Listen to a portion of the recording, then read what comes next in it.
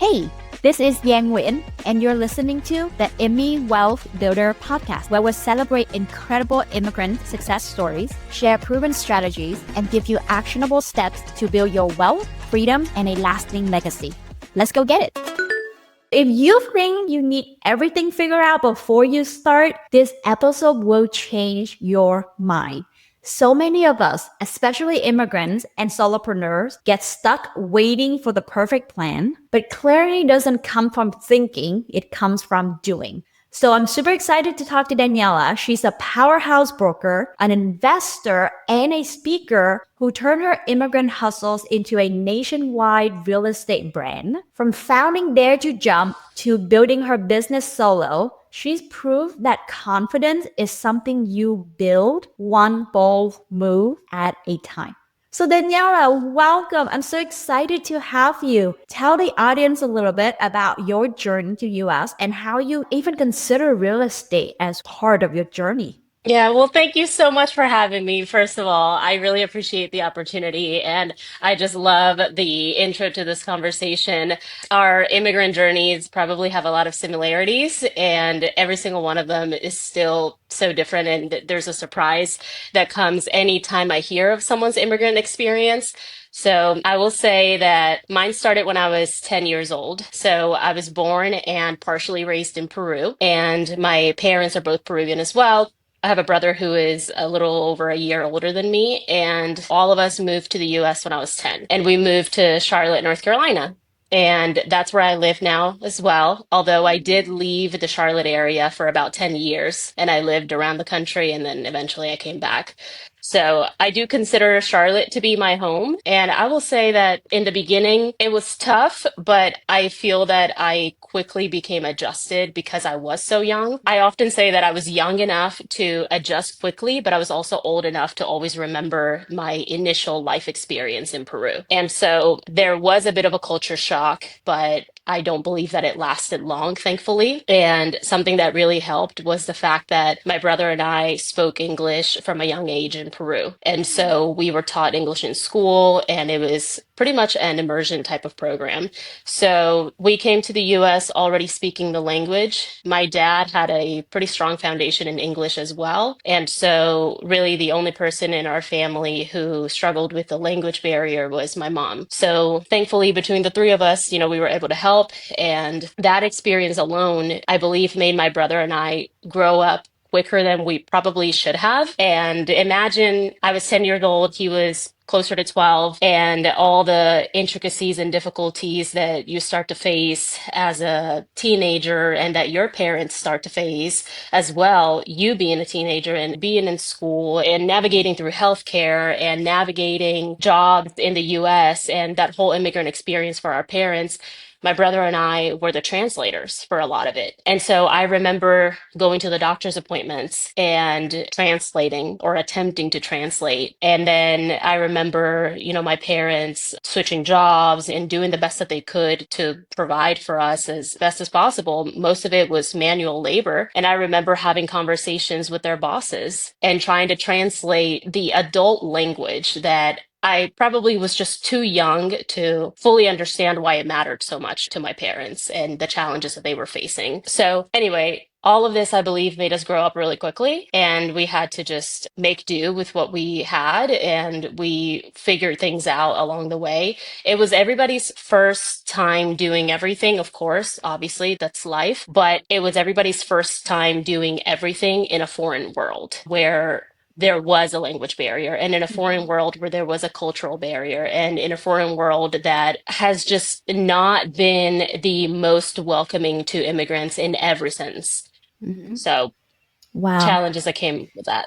Yeah, Daniela, I love that you share that experience. I fully hear what you said about there's a lot of shared sentiments that a lot of immigrants share as a part of that journey. And yet every individual immigrant journey is also so unique. The sense of belonging versus fitting in, I think, has always been that challenge for a lot of immigrants, where what does it look like to feel a sense of belonging, whether it's in this new space that you're now calling home, and be able to learn, to your point, the language, how employment works, how healthcare works. So learning all the rules, all the regulation, everything else to be able to adapt and do well in this space while keeping a sense of belonging and a sense of identity. I think a lot of immigrants can relate to what you just shared there. Tell me a little bit more about how that journey may have shaped your decision into building into real estate, into now building wealth on your own. So, to be really blunt, and this comes with gratitude for my parents, I saw them living a life that I do not want to live. And I saw them providing for their children, myself and my brother, in a way that I wouldn't want to. And I know that that might sound terrible, but they exhausted themselves. They were constantly tired, mentally, emotionally, physically tired. And even then, they were the best parents I could ask for. Even then, I have so much gratitude for them. But imagine the level of exhaustion that they had within. Mhm. And I don't want that for myself. I don't want that for any child of mine in the future. Mhm. And so that comes from deeply rooted gratitude, me saying that I saw everything I don't want to do work wise. I also saw everything I don't want to do in terms of just working myself to the bone, but managing with limited resources as well. And so my idea when I entered the industry of real estate was I understand that this is a hustle and this is something where the more I put into it, the more I receive in return. And the same could be said about an hourly job, right? The same could be said about, oh, well, if you just work every waking hour of your day, then you're earning money. Sure. However, we have our limited amount of hours and we must also rest and we must also raise our kids if we have kids and we must also take care of adulting things. And so to me, it wasn't so much about working more and yielding more, like hustling. The more hours I put into real estate, the more I get in return. It was more so about the more effort and the more efficient effort I put into something, the more I can yield in return.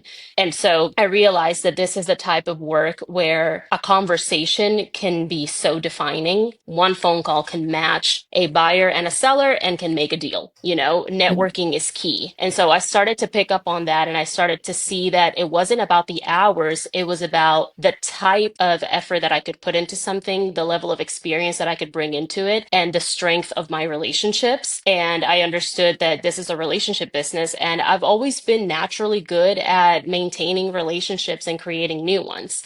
And so working less hours, but yielding more, not physically exhausting myself, not mentally exhausting myself, not emotionally exhausting myself. And the one thing I really feel that I missed growing up from my parents was their time. It's not that they didn't want to give it to me. It's not that they didn't make the most of the time they gave me. It's just that I felt like time with them was never enough. To this Mm. day, I feel like time with them is never enough.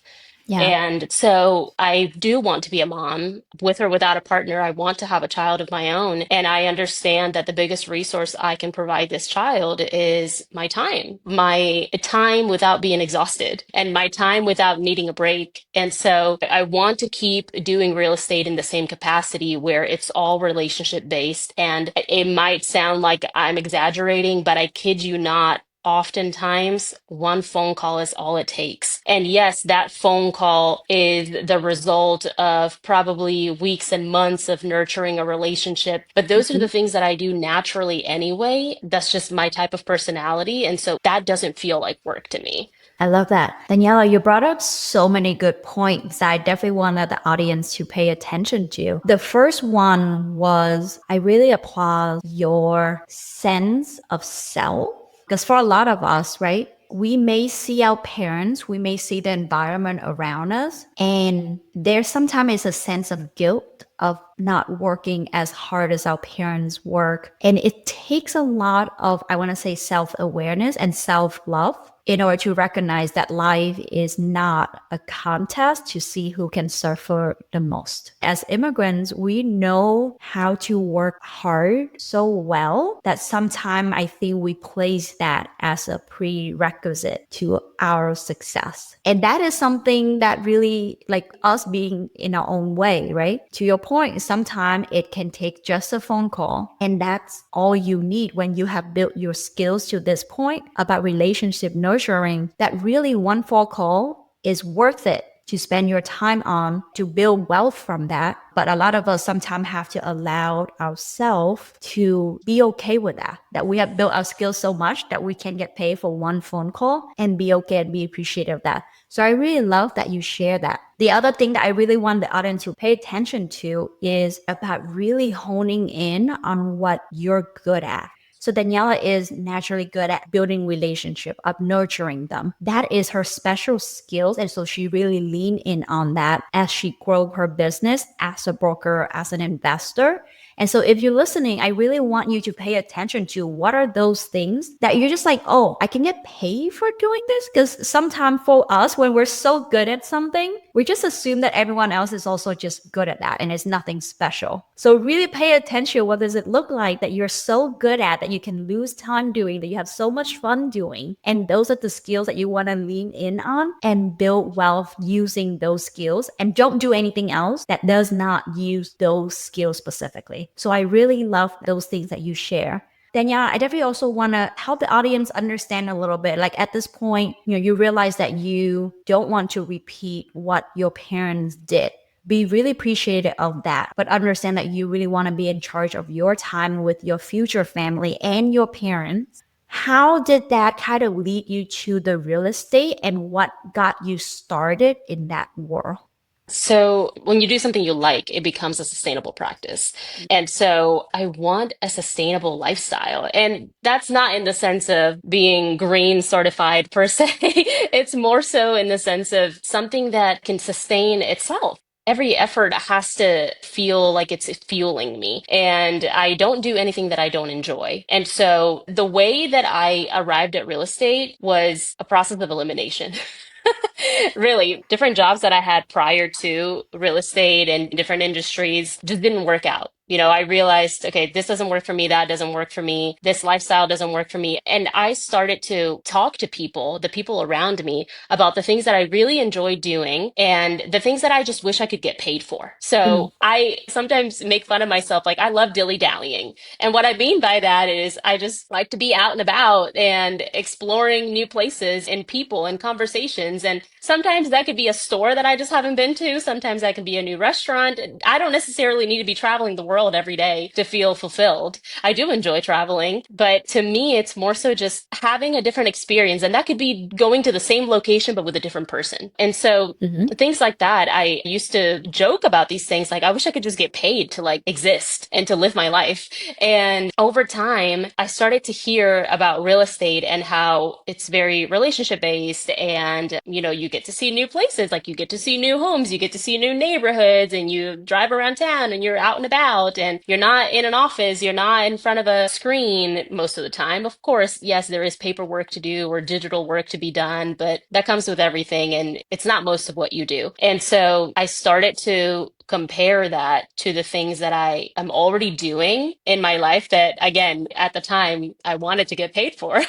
And so I realized, okay, it's not like a direct paycheck in the sense that if I go hang out with someone new or if I go to a networking event, it's not like I walk out of there with a paycheck. No, but I walk out of those experiences with a new connection or with a stronger connection with someone that already existed in my life. And for 5.5 years, my entire real estate business has been through word of mouth. And so this has sustained my lifestyle. I'm a full-time broker and investor, and I started investing as a result of selling real estate. And, I started to just practice what I preach. So again, I'm not getting paid every time I go hang out with someone or every time I'm out and about, but I'm living this lifestyle daily. I'm rarely ever home. And this is what's yielding the connections, and the connections are what yield these deals. And when I was saying earlier that it can take one phone call, truly, just in April, for example, I just closed a deal where I found out about an incentive that a builder was offering for a select number of homes in this one community. And I already knew of someone who was interested in buying a new home. She was kind of flexible on when. Anyway, long story short, called her up, told her about this. She becomes interested. A couple of days later, we go see it under contract. A few weeks later, closed. So, Nice. was there any work to do between that phone call and the closing? Yes. There was some paperwork to type up. There was some paperwork to send to one party or the other. Sure. That's more so just organizing the deal and making sure that the close is fine. But it had already been made. It had already been set up. And it did just take that one phone call. And that one phone call came from the fact that I had this existing connection with the builder, this existing connection with the buyer, and so be it. But long story short, it was a process of elimination. What doesn't work for me? I figured all of that out. And then I started to think, well, what kind of life do I want to live? And what can I do that would pay me to live like that? And this made sense. Awesome. I love it. I love that you start with that question about you. I know when people come to me and ask, which market should I invest in? What strategy should I do? And I'm like, tell me more about yourself. Like, you can make money doing a lot of different things in any market. So why would you do something that you would need to suffer through it? And I think that comes from just realizing that you can make money doing a lot of different things in any market. So why don't you do something that you enjoy? And I love that you mentioned that would keep it sustainable and that would essentially keep you going, keep you growing, and you can do this with ease, right? And that's what we all aim here for, right? Like I always gonna repeat that this is not a contest of who suffer the most in life. So why don't you do something that you enjoy? And I think the other thing I want to point out is that I know for a lot of our audience, me included, is that sometimes when you feel like you're like switching things or to your point, like dilly-dally and switching things, people are like, when I'm like indecisive and I'm doing these things. But those are what get you closer to that end goal, right? If you just stood still and like, I don't know, I'm just going to stand here until I decide, you will never get closer to that decision of that now living a life by design that you really love, that you really enjoy doing everything.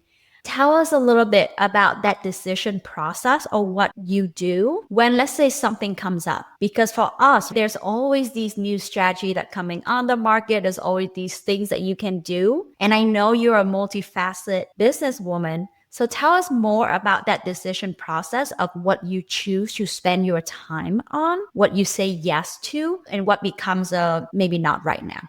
That is a great question. And this is something that I'm super passionate about. So I'm going to cross my legs and get real comfortable here. Love it. I love the topic of saying no.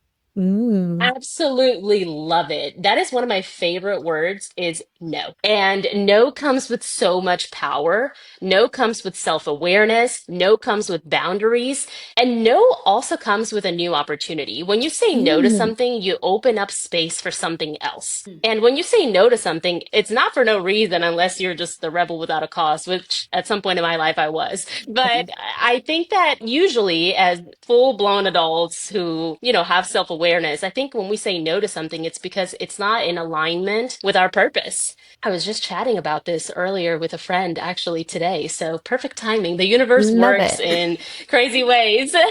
But yes, so for me, I often say that I don't do anything that I don't enjoy, period. This is the one world I get to be in. This is the one life I get to live in. I wish it was different. I guess it depends on what you believe in, but even if we do have a next life, we're not going to remember this one. So anyway, the point is that my life is just so precious, and the life of the people that I care about, those lives are so precious to me that Mhm. why would I spend any of my days doing something that I dread? And why would I continue to feed my life with things that don't suit me? And then I become a horrible person to everybody else. And so, granted, life doesn't work in predictable ways, right? There are going to be things that come up that we just take care of, sure. But those are not things that I necessarily like put myself in those places or that I chose to do. It's just like, as an adult, you just handle stuff and so be it. But other than that, I would say that I am selective. I'm selective with the type of work that I do. For example, as a real estate broker, you could work with foreclosures, with distressed properties, with Mhm. fixer-uppers. I don't do any of that. It's just, I don't have any interest in them. Mhm. Those can be great opportunities for other people that Mhm. might have interest in them. And, an investor that walks into a fixer-upper could see so much beauty in the opportunity of it. I see headaches. I only invest in new construction today. So could I change my mind at some point in life? Possibly. That's just not my reality today. And it hasn't been for the last few years. And so when someone comes to me with the desire to either buy or sell like distress or anything of that nature, any kind of like distressed property, I am not personally interested in it. So I would just do a referral. And this kind of touches on what you mentioned earlier in the introduction. My business can be nationwide, and that's because I can do referrals to agents across any state. And from referrals, I still earn a portion of the commission. I'm just not doing the direct work. So even if I'm in the location, if I don't want to do that type of work, if it doesn't suit me, if I'm not the best person for you to work with in that regard, I'm going to refer you to someone else. And I'm going to make sure that it's somebody that can give you the level of service that I would give you if it was in my area of focus. Mhm. I can't say I'm the most knowledgeable, the most experienced realtor in the world. I will tell you that I am the most devoted realtor that my clients could have. Truly. I believe that wholeheartedly. I'm so confident in that, and no one can take that away from me. And in order for me to continue to serve with that level of confidence and devotion, I have to do the things that I enjoy and that I have chosen to become an expert in. And for me specifically, that's new construction. Wow, you brought so many good points, Daniela. I love that you said you love saying no. I think that's something that the audience can really take away. I sometimes have a hard time saying no. So what I have really been trying to internalize is if I say yes to this, what am I saying no to? To your point, you always say no to something. So even when you say yes to this, what is it that I'm saying no to? What is the cost of saying yes to this that will not be in alignment with what I'm working towards? The other thing that I always use is like, if I say yes to something 3 months from now, and I think about doing that tomorrow, and it's like this thing creeping up of like, oh, I don't want to do it, then I probably don't want to do it 3 months from now. So that was kind of my quick test of like, do I actually want to say yes to this or not? So I love that you mentioned about saying no more often. I also love your conviction about saying that you are the most devoted realtor that your clients can have. And that's come from knowing what you're good at, and your ability to say no to other things help you being this devoted realtor to serve your clients in new construction. So I really want the audience to think about that, right? There's tons of opportunities in the market right now. It's crowded with noises. There's so many things that people are throwing at you about what you can do, what you cannot do. There's just so much out there. And so it's really important for you as you're listening to think about what is this life by design that you want. And I think for a lot of us, immigrant, we're so used to fitting in and like making things work that when we actually think about this life by design, I think we sometimes like police ourselves on what is actually possible that we can like fit in there. So I really wanted you to think about what is this life by design? Can it be possible? All that stuff, right? And then I really love what you said, Daniela, about this is what I'm really good at. This is what I really enjoy doing. I don't want these headaches with foreclosure, with value add. I just want new construction and just stay doing that, right? The focus is what make you really good at. The repetition is what make you really good at that piece. And you get to do what you really love. So it's like win, win, win all around. So great answer. And I really want the audience to take that away as they're considering all these options and all the noises out there about what they can do to build wealth. I want to shift gear a little bit and talk about what you brought up earlier, which I'm also going through, is that for us immigrants, we have aging parents. We have parents who going through navigating a health system, figuring this out at the first time on their own, and also us also help support that piece. While also at this phase where we are prepping for that future family that we want to build someday. And that has been on my mind a lot, being in this role. As an immigrant, we always have this multi-generational family that we're working towards supporting. Tell us a little bit more about that journey for you and kind of what you are prepping, I guess, both time-wise, money-wise, to help support this multi-generational wealth building. Great question. And it's a topic that is very close and dear to my heart because my parents both have health concerns that actually started when we were pretty young, when we moved to the US, really. It was about 2 years after we moved to the US that my mom was diagnosed with lymphoma cancer. And she went through rounds of different treatments with chemo and radiation and medicine and all the consequences that come with such strong medical procedures and treatment. And so throughout my high school slash college experience, I experienced that as a child, as a young adult, as a teenager and whatnot. But I felt that I had to take it as if I were an adult because my brother and I were so deeply involved in adult conversations, primarily due to what I mentioned earlier, where we were the translators in many aspects of our lives with Mm-hmm. doctors, with employers, with neighbors, Mm-hmm. with our teachers, just the different authorities in our life. Yeah. And so I had to learn these really tough topics at such an early age. And thankfully, my mom is okay today. She's been in remission for many years. Shortly after she was diagnosed with cancer, my dad was also diagnosed with cancer. However, thankfully, his cancer was removable and it was pretty minor. It was a tumor. And so it never did come back. They both get checked regularly and they're both fine. Fast forward to just about 3 years ago, my dad was diagnosed with Parkinson's. Mm. And so Parkinson's was a huge hit for our family. I remember my brother flew in shortly after his diagnosis. My brother lives in Texas and I live in Charlotte, and my parents live in Charlotte as well. Mm. And so I just remember the kinds of conversations that we had. We knew that we didn't want our parents to ever work again. And we had seen enough of their physical exhaustion, and we continue to watch them deplete themselves, really. And so we knew that we didn't want them to work literally ever again. And we wanted to make sure that we could be the ones that take over payments and really replace the income that they were bringing in. And so dad, didn't work anymore. Then it took a bit for mom to stop working as well. My brother and I, we thankfully are doing well in our careers and we're comfortable financially. There's comfort financially for yourself, and then there's comfort financially when you've got a couple other adults that you're caring for. And Mm. so it took a little bit, but as of the last year and a half or so, neither of them work at all. And my brother and I have completely taken over.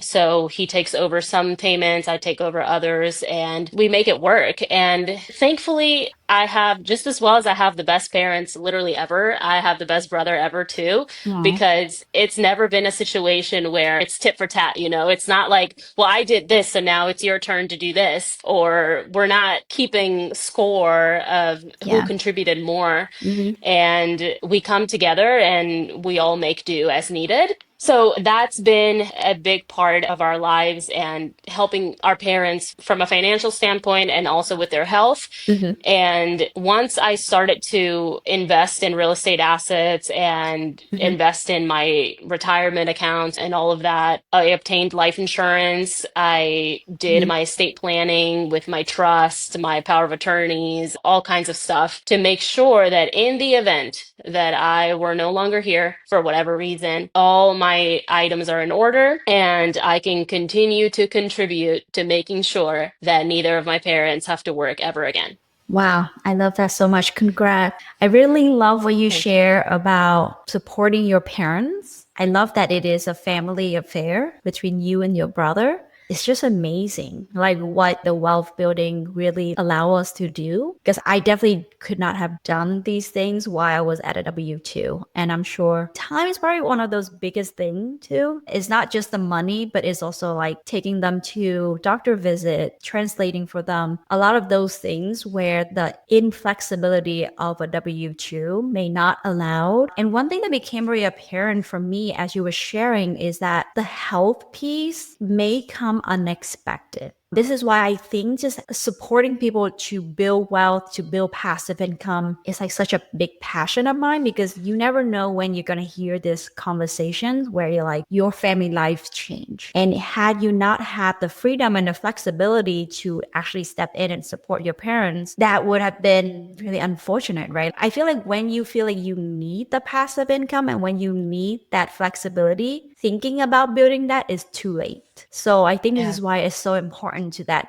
If everything is okay, you have a great W-2, that's great. Keep going. But just understanding that there's multiple stream of income, the ability to build wealth outside of your W-2 is really crucial for moments like this in life. And also, I'll say one more thing about that. We shouldn't just look for the exit when we're in a position of having to run away from something. You know, when you Mm, enter a movie theater, the exit signs are so bold in your face. You yeah. should always know your exit plan. You should always know where you need to run to in case of an emergency. And which is why once this started to really hit home, the fact that everything in our lives can be so fragile, Yeah. I did my estate planning right away. I did my estate Wow. planning in my late 20s. I love And that. even to this day, I'm 31, and most of my friends are not even thinking about that. And especially for the ones that have children, I tell them estate planning is an act of love.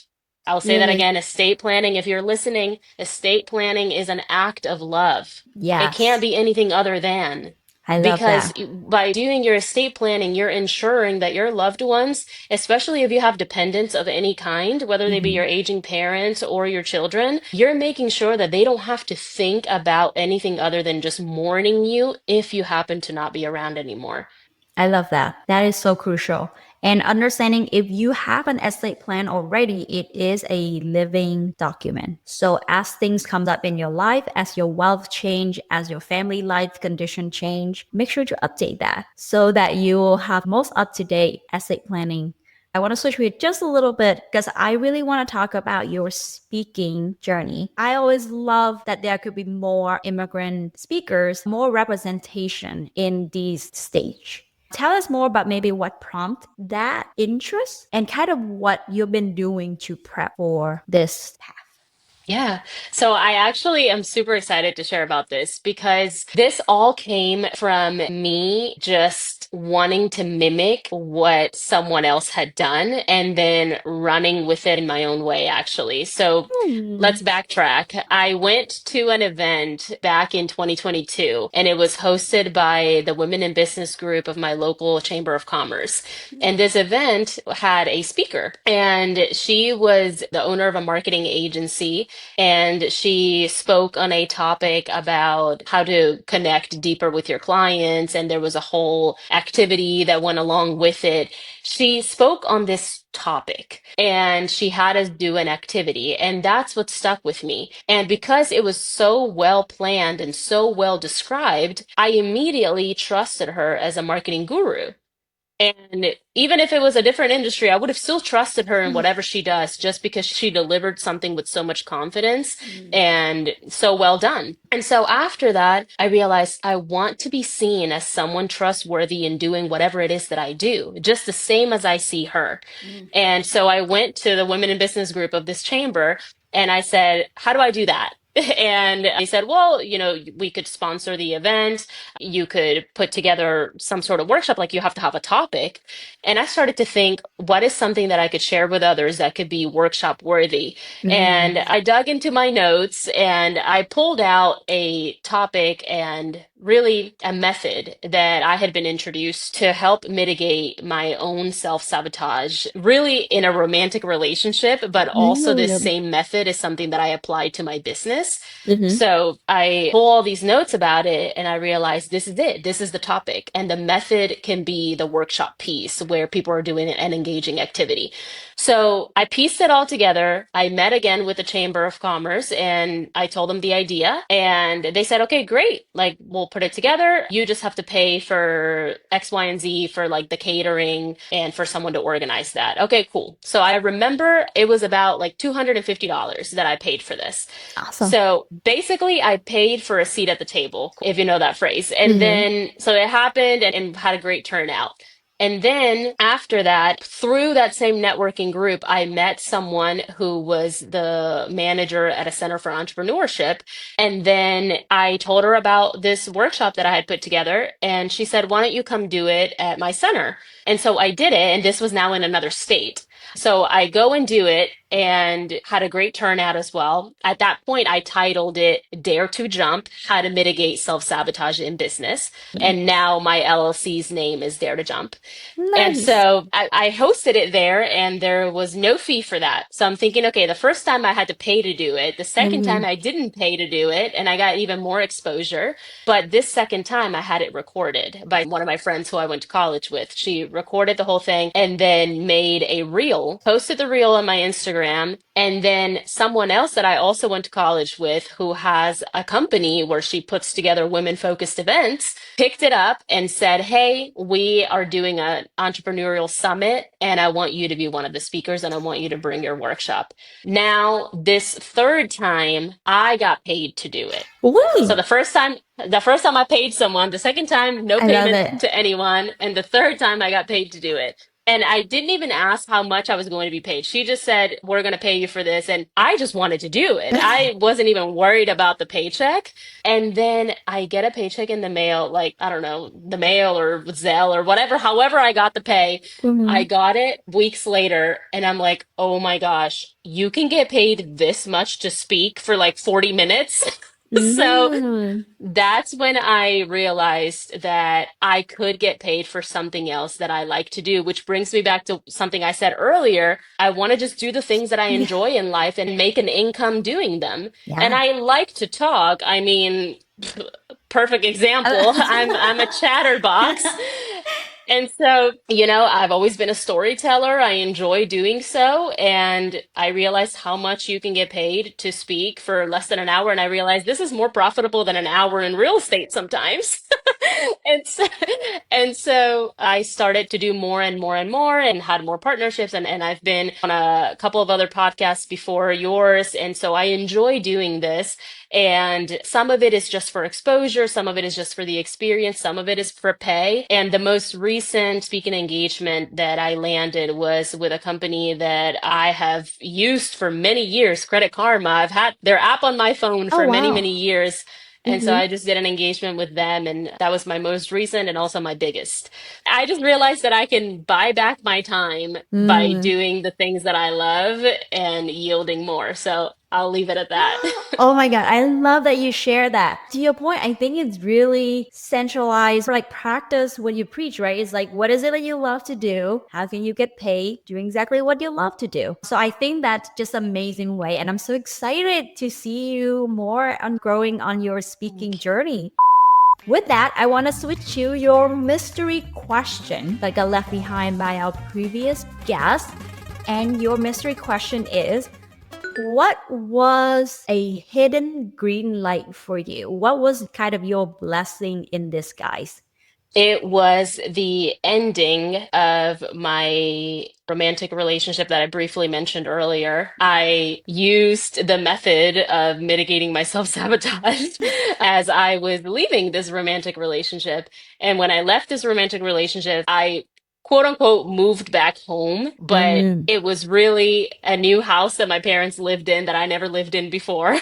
And Mm. then it also felt like a brand new area because Charlotte had changed so much after Right. like 10 years of me being gone. Wow. And so that's one thing that I never wanted to do was move back home. It felt like such a failure. But for many, many reasons, I knew that I needed to leave this person, this relationship, and the area that we lived in. We were in Delaware at the time. I left and I thought that I was doomed. I thought, this new start is going to be my biggest pain. But in reality, I could finally breathe again. Without going too far, I stopped having night terrors. The first night I spent in Charlotte after I left, I stopped waking up in the middle of the night thinking Wow. that everything was hell. So it was the best thing that ever happened to me to move to Charlotte, to leave that relationship, to choose Mm. me, to Mm. choose my self-love and my dignity, and to choose all the things that I love, which goes Yeah. back to everything I just described about my Yeah. career. Man, I just had goosebumps listening. I could only imagine how much of a relief that was to be in this state and then move back home and finally got out of the state. And I hear you on that, like finding yourself again after such heartbreak. So I really appreciate you sharing that. I definitely want to switch to an opportunity for you to share any cause, charity, organization, because you share almost an hour of your time with us today. And I really appreciate that. And I want our audience to support causes that is close to your heart. So please tell the audience. Of course. I will say anything related to lymphoma cancer, which is what my mom is a survivor of, anything related to Parkinson's, which my dad struggles with and lives with today. And also, I lost my fur baby to renal disease. Mm. And so, awareness about renal disease in dogs Mm. is big in my heart. I love it. I will put that in the show notes. And with that, thank you so much, Daniela, for spending the time with us. It's been a Thank you. blast chatting with you, learning about what you do. And I can't wait to have you back and share more about your speaking journey. Thank you for having Bye. me. See y'all next time.